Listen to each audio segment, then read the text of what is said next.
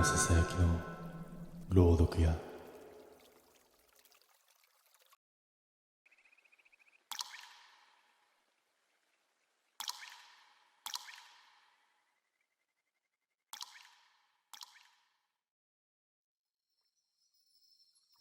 これは俺の祖父の父。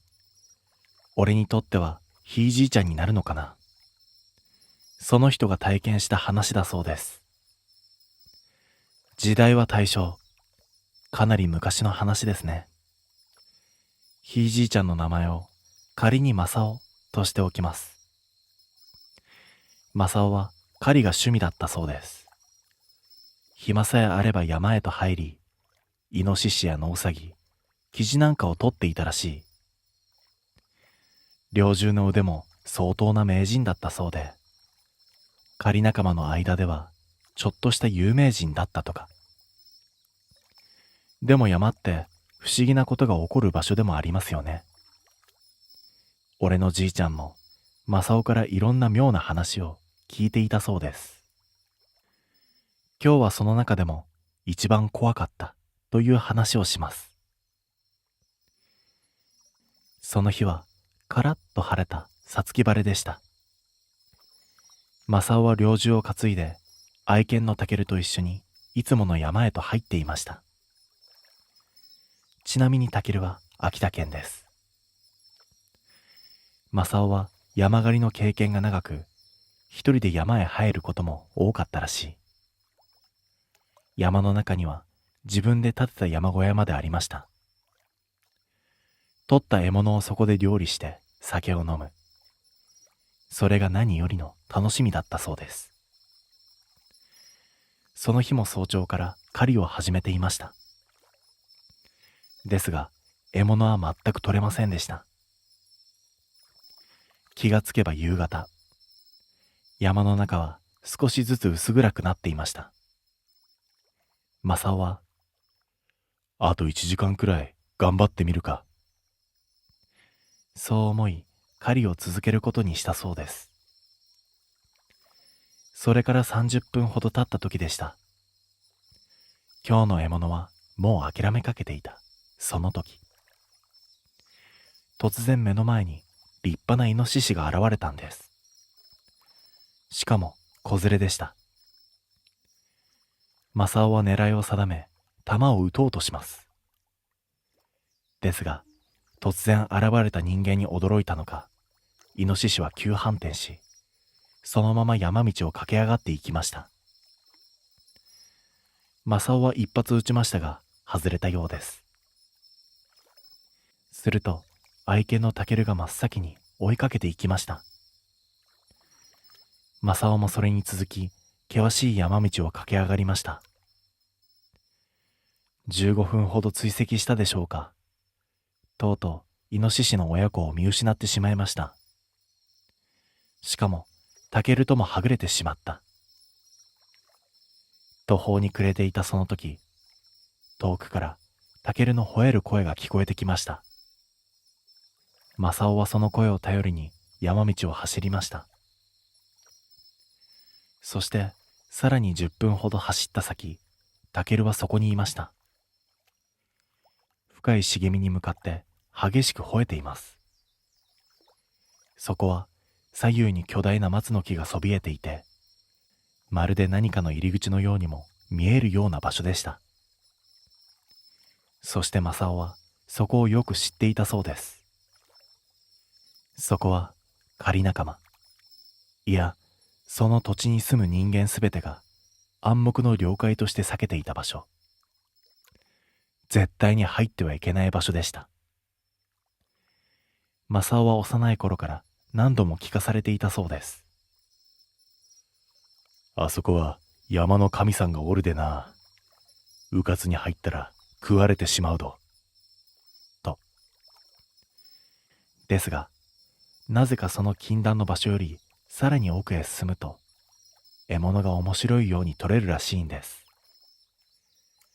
ただ、掟を破ってそこに入った漁師は、昔から行方不明になるものが後を絶たなかったそうです。それでも、タケルはその茂みに向かって激しく吠えています。あのイノシシの親子が近くにいるのは間違いありません。そして正雄は誘惑に負け、禁断の地へと足を踏み入れてしまいました。時刻は午後5時を過ぎていました。まだなんとか周囲は見渡せます。ですが、狩りをするには危険な暗さでした。さっきまで吠えていたタケルもいつの間にか静かになっています。正雄は、さすがにもう諦めるかな、そう思ったそうです。その時でした。突然タケルが再び猛然と吠え始めたんです。そしてそのまま駆け出した。正雄も慌てて追いかけます。50メートルほど走ったところで、タケルが低くうなりながら腰を落とし、威嚇の体勢をとっていました。とうとう見つけたか。正雄はそう思い、前方を見ました。そこは少し開けた広場のようになっていました。そしてその中央に黒い影がうずくまっていたんです。ぐちゃ、ぐちゃ、と何かを咀嚼するような音。それと同時に凄まじい獣臭が辺りに漂っていました。正雄は唾を飲み込みました。そして地面に片膝をつき、猟銃を構えました。ですが、正雄はすぐに違和感を覚えたそうです。イノシシじゃないな。そう判断しました。イノシシにしては体が細すぎる。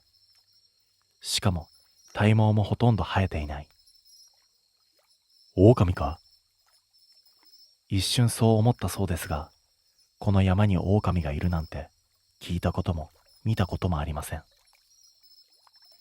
よく見ると、それは地面に横たわったさっきのイノシシの子供を食べていたんです。獲物を横取りされた。そう感じた正雄はそれへ銃口を向けました。そして引き金を引こうとした。ですが指が動かない。それどころか体全体がまるで金縛りにあったように動かなかったそうです。ただ奥歯だけが恐怖でガチガチと鳴っていた。その時それが正雄の気配に気づいたのか、食事をやめゆっくりとこちらへ顔を向けたんです。正雄はその瞬間全身の血が凍ったそうです。どう見てもそれは人間の顔だった。しかも2、3歳くらいの赤子の顔。体長は150センチほど。豹のような細い体、薄い体毛。そして顔だけが人間の赤ん坊。わかりやすく言えば、豹の体に赤子の顔。そんな化け物だったそうです。正雄は思わず、化け物だ、とつぶやいたそうです。それは、イノシシの血でギトギトになった口を、長い舌で舐め回しながら、ゆっくりと正雄へと近づいてきました。正雄は思いました。殺される。その瞬間でした。タケルがそれに飛びかかったんです。タケルはそいつの右前足に食らいつき、激しく首を振っています。それは人間の赤子そっくりの声で泣きながら、左足でタケルの鼻先をひっかいていました。しばらく唖然としていた正雄ですが、その時ふと我に返ったそうです。気づけば体が動く。正雄はすぐに猟銃を撃ちました。ですが不発。そんなバカな。正雄は猟銃の手入れを欠かしたことなんて一度もありませんでした。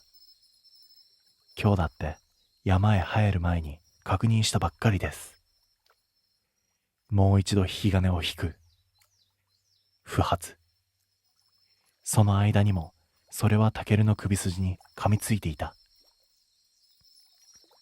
タケルが悲鳴のような鳴き声を上げました。マサオは無我夢中でした。腰に刺していた大型の山刀を引き抜き、それを背中へ切りつけたんです。するとそれは、ルーあーまるで発情期の猫みたいな声で泣いたんです。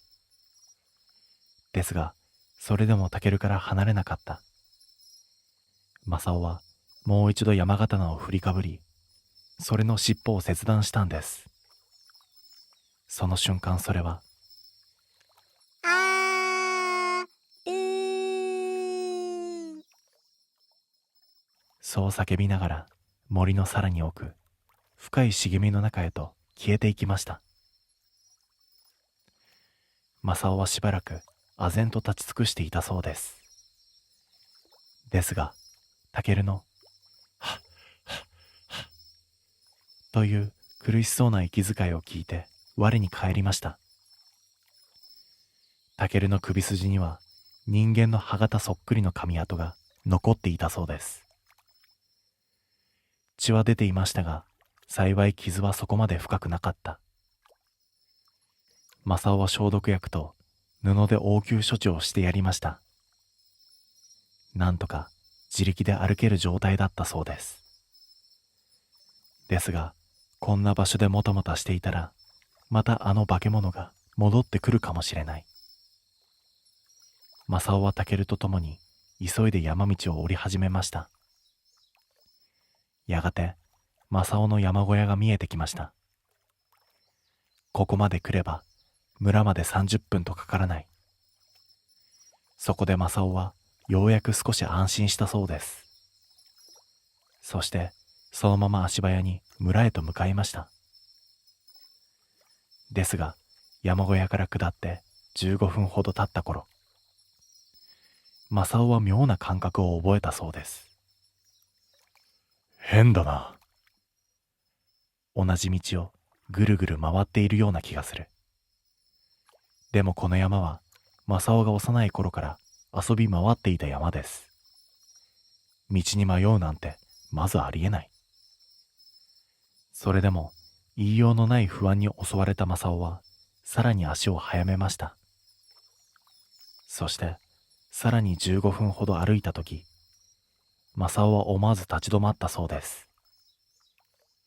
そんなバカな。目の前にさっきの山小屋があったんです。マサオは混乱しました。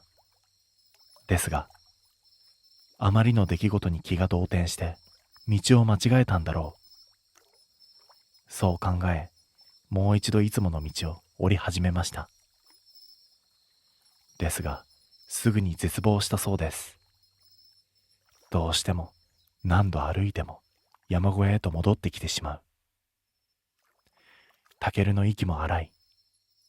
首に巻いた布からは血がにじんでいました。マサオは気が進みませんでしたが、その日は山小屋に泊まることを決めたそうです。山小屋の中へ入った時には、すでに午後8時を過ぎていました。すると突然、安心感と疲労感と空腹感が一気に押し寄せてきました。マサオはその場に大の字になって寝っ転がりました。そしてさっき遭遇したあれのことを考えていたそうです。やっぱりあれは山の神さんだったんじゃろか。そう思った瞬間、体の震えが止まらなくなった。マサオは気づけ代わりに山小屋へ置いてあった焼酎を飲み始めました。保存食のイノシシの燻製もありましたが、ほとんど喉を通らなかったそうです。タケルへ分けてやると嬉しそうに食べていたと言います。マサオは思いました。今日は眠れねえな。そして猟銃を脇へ置き、寝ずの番をすることに決めたそうです。ガリガリガリガリ。何かを引っかくような音で正雄は目を覚ましました。疲労と酒のせいでいつの間にか眠ってしまっていたようです。時計を見ると午前1時過ぎ。ガリガリガリガリ。その音は山小屋の屋根から聞こえてきました。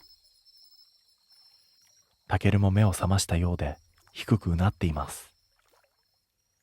正雄も無意識に猟銃を手に取っていました。まさかあいつが来たんじゃなかろうか。そう思ったそうです。ですが外へ出て確かめる勇気はない。正雄は猟銃を握りしめたままただ天井を睨み続けていました。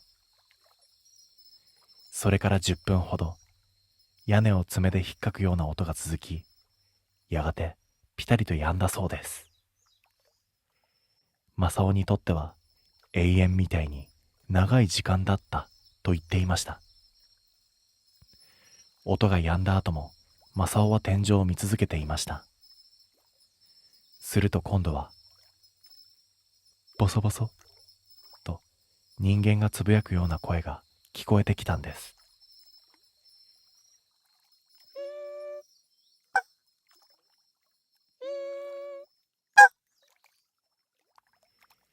正雄は恐怖で震えながら耳を澄ませました。その瞬間、タケルが突然凄まじい勢いで吠え始めたんです。そして何かが山小屋の屋根の上を走るような音がしました。その直後、ドン！何か重いものが地面に飛び降りた音。タケルは今度は山小屋の入り口へ向かって吠え続けていました。すると、ガリガリ、ガリガリ。今度は入り口の扉を何かが引っかいている音が聞こえてきたんです。タケルは尻尾を丸め、後ずさりしながらも必死に吠え続けていました。正雄は恐怖のあまり叫びました。誰だ。猟銃を扉へ向けて構える。すると引っかく音がピタリと止みました。そして扉のすぐ向こう側からはっきりと人間の子供のような声が聞こえてきたんです。しーぽしーぽ。その瞬間正雄は確信したそうです。あいつだ。恐怖で奥歯がガチガチ鳴る。正雄は震えながら叫びました。何の用だ。タケルはまだ吠え続けています。すると扉の向こうからしーぽしーぽ。私の尻尾を返しておくれ。それははっきりと人間の言葉でそう言ったんです。正雄はたまらず扉へ向かって散弾銃を撃ちました。すると扉の向こうからという奇妙な叫び声が聞こえてきたそうです。正雄は続けざまに2発3発と撃ち込みました。そして散弾銃で開いた扉の穴から真っ赤に血走った目が覗いていたんです。しーぽしーぽ。私の尻尾を返しておくれ。幼い子供そっくりの声でそれは繰り返しました。正雄は叫びました。尻尾なんて知らん。帰れ。さらに引き金を引こうとする。ですがまた体が動かない。それはまるで壊れたテープレコーダーみたいに同じ言葉だけを繰り返しました。しーぽしーぽ。の尻尾を返しておくれ。知らん。あっちへ行ってくれ。しーおしーお私の尻尾を返しておくれ。再びガリガリガリガリと扉を引っかく音。そして扉の穴から怒り狂ったような赤い目がじっとマサオを見ていました。タケルももう吠えることをやめていました。尻尾を丸め縮こまっていたそうです。マサオは動かない体のまま絶叫しました。俺じゃない。お前の尻尾なんて知らねえ。あっちへ行け。するとそれは今までとは違う声で怒鳴るように叫んだんです。いや、お前が切ったんだ。その瞬間、パキンと扉が破られました。マサオの記憶はそこから先は途切れ途切れになっているそうです。扉を破って現れた幼児の顔。怒りで血走った目。鋭い前足の爪。そして自分の顔に走った焼けるような痛み。それへ飛びかかるタケル。無我夢中で散弾銃を撃つ自分。マサオが気づいたとき、そこは村の病院のベッドの上だったそうです。3日間、昏睡状態だったといいます。マサオの怪我はかなりひどいものでした。左頬には獣に引き裂かれたような裂傷。左足は骨折。さらに全身に擦り傷が残っていたそうです。ですがマサオは村人たちには熊に襲われたんだ。とだけ話しました。けれど村の人間たちはなんとなく察していたらしいんです。マサオがあの場所へと入ったことを。それから次第にマサオは村八部のような扱いを受けるようになっていったそうです。やがてマサオは東京へ移り住みました。そこで結婚し、俺の祖父が生まれたそうです。ちなみにこの話はマサオが肺がんで亡くなる3日前、祖父へ自分の口から話して聞かせたものなんだそうです。場所については和歌山県のとある森深い山中とだけ言っていたそうです。それと最後に愛犬のタケルですが、タケルはまるでマサオを守るようにマサオの上を覆いかぶさる形で亡くなっていたそうです。肉も骨もほとんど傷のないきれいな状態だった。だけどなぜか内臓だけが一つ残らずきれいになくなっていたそうです。